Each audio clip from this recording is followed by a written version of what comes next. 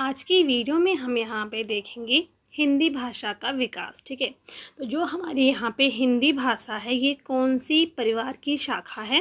तो हिंदी भाषा भारोपीय परिवार की शाखा है। जो यहाँ पे भारोपीय है इसके बाद ये दो शाखाओं में विभाजित होता है। ठीक है, भारतीय ईरानी शाखा और यूरोपीय शाखा।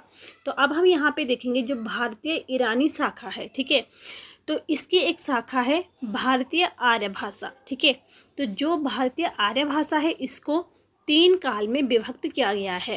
प्राचीन भारतीय आर्य भाषा, मध्यकालीन भारतीय आर्य भाषा और आधुनिक भारतीय आर्य भाषा। जो यहाँ पे प्राचीन भारतीय आर्य भाषा है तो इसका जो काल माना गया है तो 1500 से 500 ईसा पूर्व तक इसका काल माना गया है। ठीक है, उस समय यहाँ पे कौन सी भाषा प्रचलित में थी? तो वैदिक संस्कृत और लौकिक संस्कृत। ठीक है, ये 2 भाषाएं प्रचलित थी प्राचीन भारतीय आर्य भाषा में। दूसरी अगर हम यहाँ पे बात करते हैं तो मध्यकालीन भारतीय आर्य भाषा 500 ईसा पूर्व से लेके 100 ईस्वी तक इसका काल माना गया है।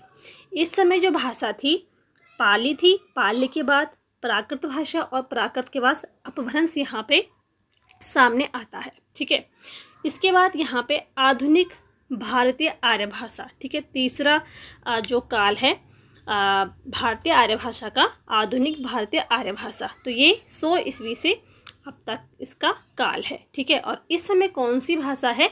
तो मिश्रित हिंदी यहाँ पे भाषा प्रचलित है। ठीक है, अब यहाँ पे देखते हैं भाषा का विकास किस प्रकार से हुआ था।